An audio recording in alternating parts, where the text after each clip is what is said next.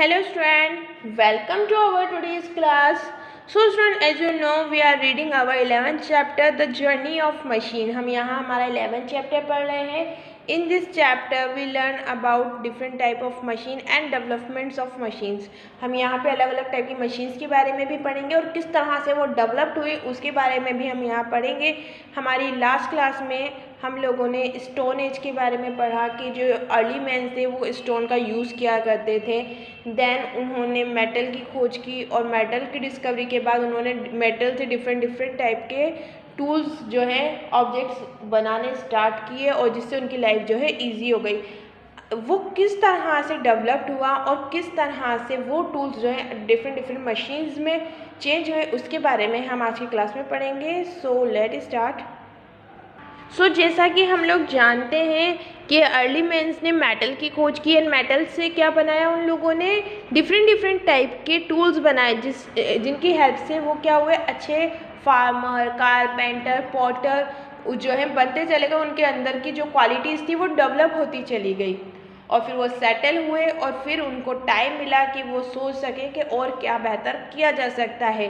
तो इसी के आगे क्या हुआ कि जब इंसानों ने सोचना स्टार्ट किया तो उन्होंने नई नई चीज़ें डेवलप की और वहीं इस जो है जेम्स वॉट ने इस जो है डिस्कवर किया या इन्वेंट किया किसे, स्टीम इंजन को. किसे इन्वेंट किया, स्टीम इंजन को. जब इंसान के पास सोचने का टाइम हुआ, एक्सपेरिमेंट करने का टाइम मिला उसे, तो उसने नए नए एक्सपेरिमेंट किए और इसी एक्सपेरिमेंट का एक नतीजा निकला स्टीम इंजन, जिसे किसने इन्वेंट किया था, जेम्स वॉट ने. तो हम यहाँ उसी स्टीम इंजन के बारे में पढ़ेंगे.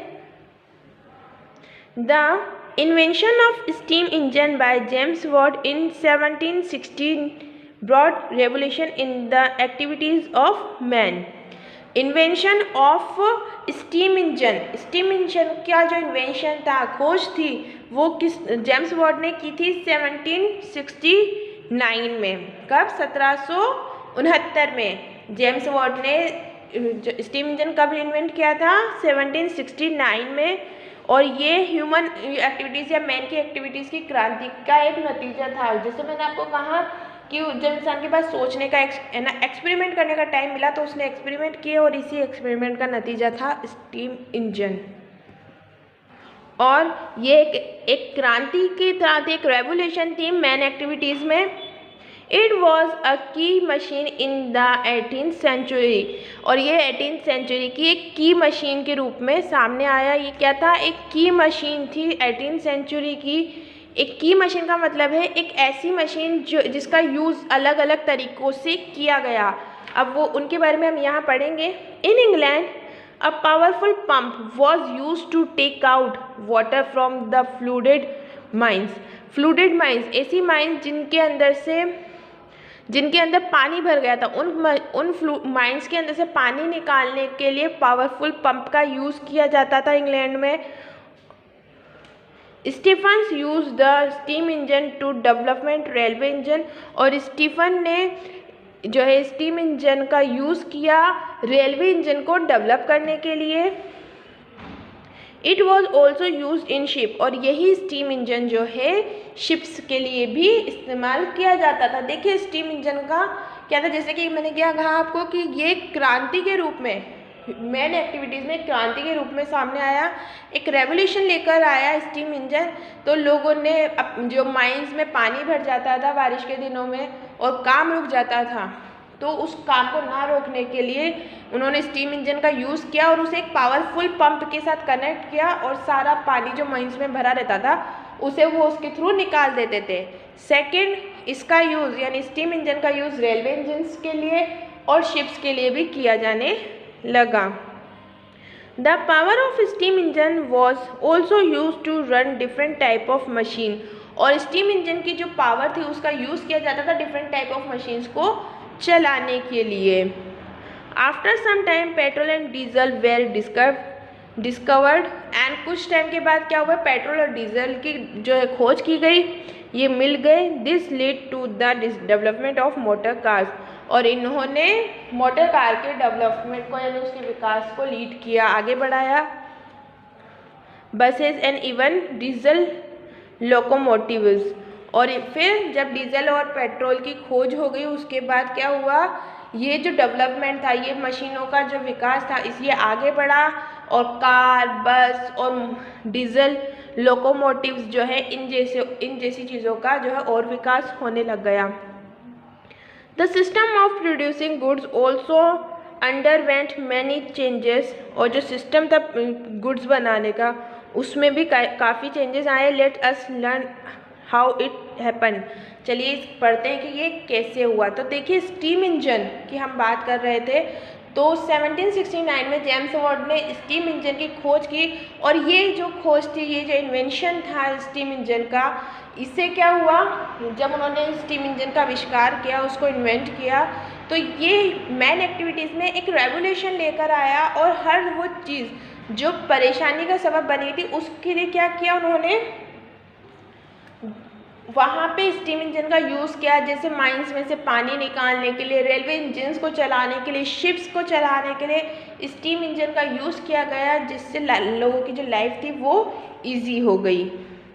फिर डीजल और पेट्रोल की जब डिस्कवरी हो गई तो लाइफ में और चेंजेस आए और लोगों की लाइफ जो है और ज़्यादा बेहतर हुई। वो कैसे हुआ, क्या हुआ, वो हम आगे पढ़ेंगे। इंडस्ट्रियल रेवोल्यूशन यानी औद्योगिक क्रांति। आप देखिए जैसे कि प्रोडक्शन में बढ़ा, लोगों की जो फैसिलिटीज़ थी वो बढ़ी, तो फिर क्या हुआ, इंडस्ट्रियल जो वर्क जो भी है उसमें भी डेवलपमेंट हुआ। The industrial revolution began in England in the late 18th century. 18th century के लास्ट में जो है क्या हुआ, इंग्लैंड में इंडस्ट्रियल रेवोल्यूशन शुरू हो गया।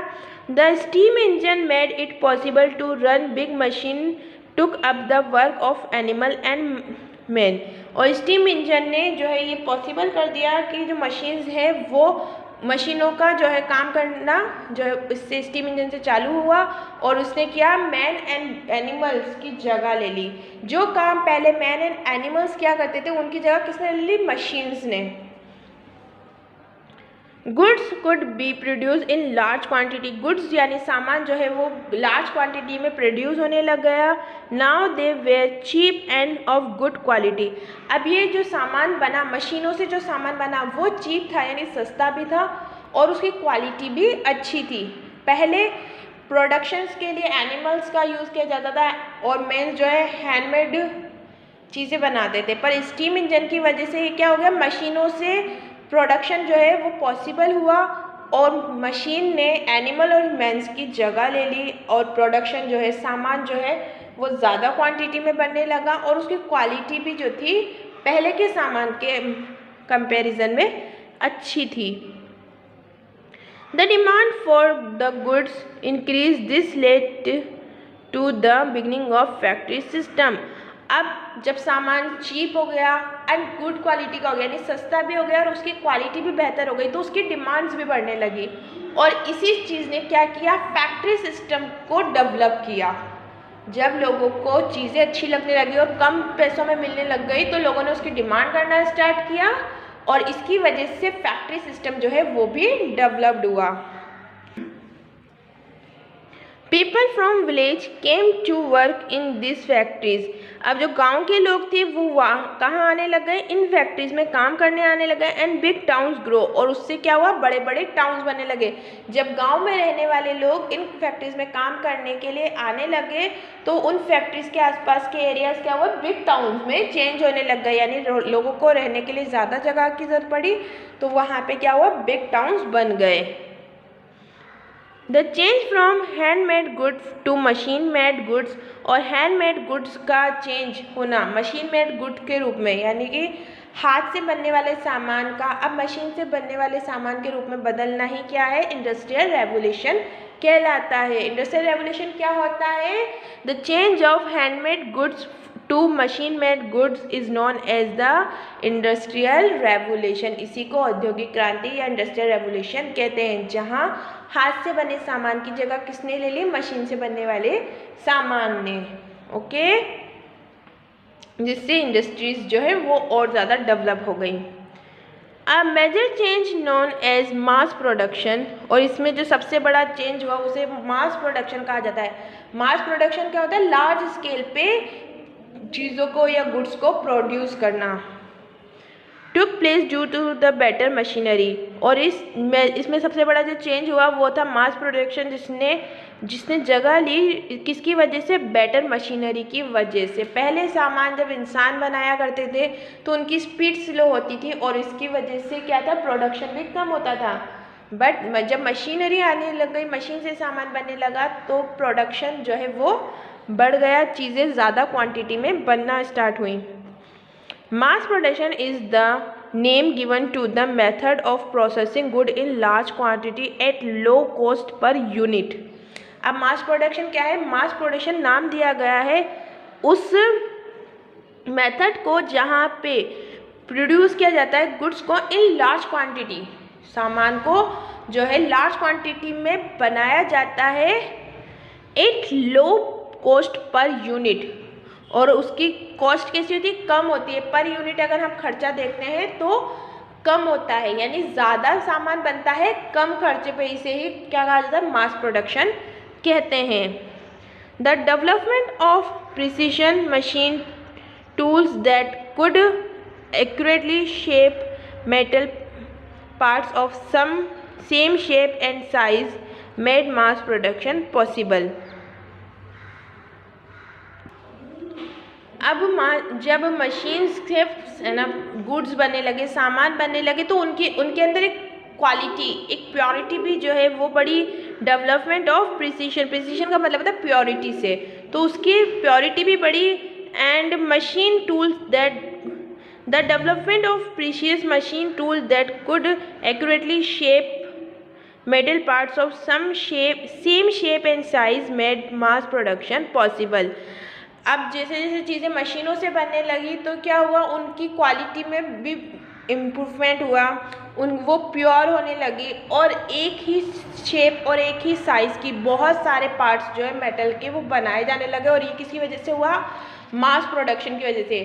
अब देखिए आप, हम कार्स देखते हैं, बाइक्स देखते हैं, एक ही जैसी शेप की, एक ही जैसी डिज़ाइन की बहुत सारी कार एंड बाइक आपको देखने को मिलती है, यानी उनमें लगे हुए हर एक पार्ट भी जो है वो सेम होते हैं, और इतने सारे same part, same size and same shape में क्या बन सकते हैं?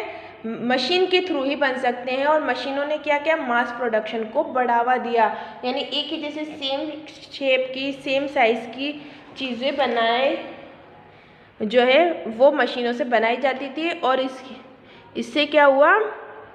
मास प्रोडक्शन को बढ़ावा मिला, यानी लार्ज क्वांटिटी में एक ही शेप, एक ही साइज़ की बहुत सारी चीज़ें बनाई जा सकती थी। In a modern factory a product such as a car, अब देखिए मॉडर्न फैक्ट्रीज में एक प्रोडक्ट जैसे मान लीजिए कार है, is assemble from a number of different parts, वो असेंबल की जाती है जिसमें डिफरेंट पार्ट्स जो लगाए जाते हैं। अब एक कार के अंदर आप देखिए कितने सारे पार्ट्स हैं, इंजन, टायर, बॉडी, स्टीयरिंग, बहुत सारे पार्ट्स होते हैं। तो एक कार में इतने सारे पार्ट्स बनाए तो बहुत सारी कार्स के लिए कितने सारे पार्ट्स बनेंगे, वो भी सेम साइज़ के। तो ये किसकी वजह से बना? मशीन्स की हेल्प से। जब मशीन डेवलपमेंट हुआ, मशीन्स बनी, तो मशीन्स की हेल्प से क्या हुआ? सेम साइज़ और सेम शेप की जो है बहुत सारे पार्ट्स बनने लगे। तो in a modern factory a product such as a car is assemble from a number of different type, एक कार जो है असेंबल की जाती है नंबर ऑफ डिफरेंट पार्ट्स, बहुत सारे पार्ट्स से मिलाकर। Each part is exactly the same as the part that goes into the next car on the assembly line, और वो हर पार्ट, वो जो कार के अंदर जो हर पार्ट लगा हुआ है वो एग्जैक्टली सेम साइज़ और सेम होता है, बिल्कुल जैसा अगली कार में लगाने के लिए बनाया जाता है। मतलब अगली कार में जो पार्ट लगेगा वो उसी के जैसा होगा जो पिछली यानी पहले वाली कार में लगाया गया था, यानी कि 10 कारों के अंदर जितने पार्ट्स लगेंगे उनके साइज़ और शेप कैसे होंगे? बिल्कुल सेम होंगे, और इसका रीज़न है machines. Okay student, so that's all in today's class. We will meet in our next class with a new topic. Till then, you keep studying, keep learning, take care and bye bye.